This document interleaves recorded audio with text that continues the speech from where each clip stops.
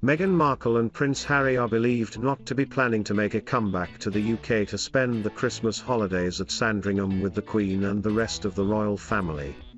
The Duke and Duchess of Sussex already skipped celebrations the past 2 years, first due to a 6-week break with their son Archie Harrison in Canada, and then due to the pandemic. But in 2021, broadcaster Matthew Wright suggested the couple may choose to avoid spending Christmas with the royal family to spare their young daughter Lilibet Diana the stress of a lengthy flight. Mr. Wright drew from his personal experience with a newborn when he told This Morning, "There's so much speculation. They're coming over, they're not coming over. They're coming over to show the child, they don't want to show the child. I know that when we had Cassidy, we wouldn't contemplate getting on a long-haul flight for the first 18 months of her lives. COVID came along and denied us that chance anyway." He added, "Lilibet is 5-6 months old, I think it's perfectly understandable they wouldn't necessarily want to cross half the planet for Christmas." Lilibet Diana was born in Santa Barbara on June 4, 2021, and has yet to meet the Queen or her grandfather, Prince Charles, in person. The royal family traditionally spends Christmas together at the Norfolk residence but was forced to shelve plans for the get-together last year due to the pandemic. The Queen was spotted at Sandringham 2 weeks ago amid speculation of Her Majesty checking in to ensure plans are on their way to welcome the family back in residence. Mirror's Royal Editor Russel Myers told podcast Pod Save the Queen, she wanted to go to the big house, Sandringham, and have some meetings with the staff about what is happening in the coming weeks. But she also spent some time at Wood Farm, and that is, obviously, where her husband Prince Philip spent his final years after he retired in 2017. I think that tells you where the Queen is at. She needed to be there, she needed to seek some solace. It had been a particularly tough couple of weeks. She TMD been in hospital and she TMD been told by doctors that she needed to slow down. While the Duke and Duchess of Sussex may not be making their way back to the United Kingdom for Christmas, Prince Charles might have given away plans to hold a special celebration with the couple later on.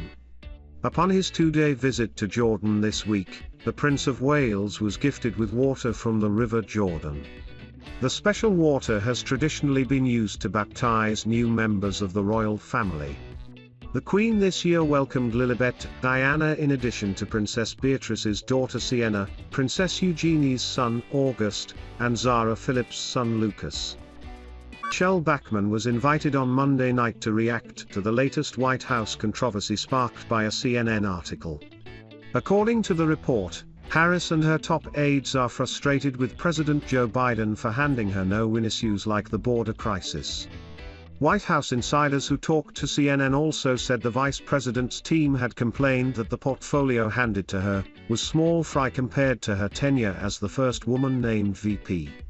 "She sounds a lot like Meghan Markle, to be honest with you," said Ms. Bachmann on air. Both of these are very entitled people who claim constant victim class. A member of the Republican Party of Minnesota, the former congresswoman claimed Biden and Harris were failing the Democrats. When the President of the United States has approval ratings at 37 and 38% and they're dropping by the day, and Kamala Harris is down at 28%, that means they're losing their own party. As a matter of fact, it's the party that is kicking at these two. On the same day, Vice President Harris was seen being very supportive of Joe Biden from a speech she delivered before the photographers. Her kind words were due to the official signature of the $1 trillion infrastructure bill that previously divided the American Congress for weeks. Kamala Harris said in her speech, "From the very start, you welcomed Democrats, Independents, and Republicans to meet with us in the Oval Office.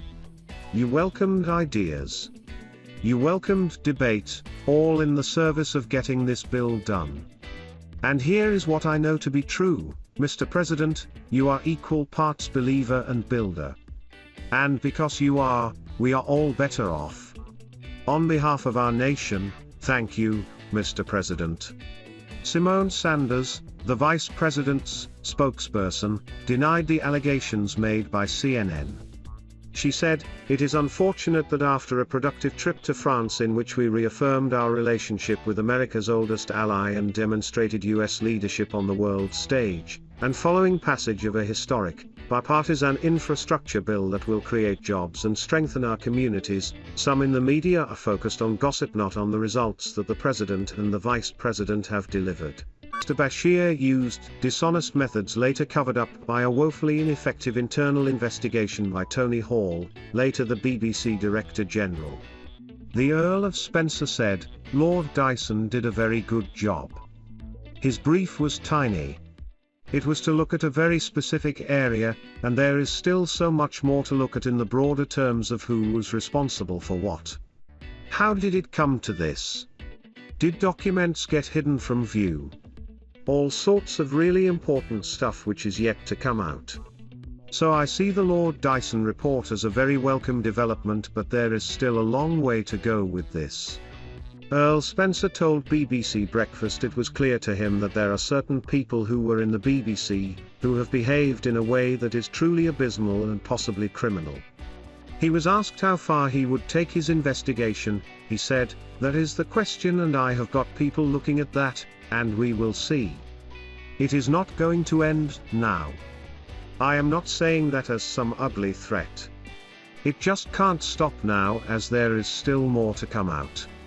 A BBC spokesman told The Telegraph, "Today's BBC has aimed to be as open and transparent as possible about the events of 25 years ago. We held an independent, judge-led investigation which was concluded within 6 months, and, separately, BBC News commissioned an edition of Panorama in which journalists robustly investigated their own employer. While the BBC cannot turn back the clock after a quarter of a century, we made a full and unconditional apology the day Lord Dyson's report was published." Martin Bashir is a British journalist formerly of the BBC. He is also known for his 2003 ITV documentary about Michael Jackson. The latest series of the Netflix show The Crown, which dramatizes the life of Queen Elizabeth II from the 40s to modern times, will detail the last years before Diana's death. Elizabeth Debicki will depict the late princess in season 5, while Dominic West will play Prince Charles. The show has recreated the moment Diana donned an off-shoulder, short tight black Versace dress for her arrival at the Serpentine Gallery in London, in 1994. The infamous incident occurred on the same night Prince Charles admitted to committing adultery on TV. The outfit was deemed a break of royal protocol as it bared so much flesh, and the public viewed the dress as a move to hit back at her husband. The streaming giant has recreated the moment at the same location inside Kensington Gardens, which is just 800 meters from the Duke of Cambridge TMS front door. Industry insiders have claimed William, 39, will be enraged by the decision to film in such close proximity to his abode.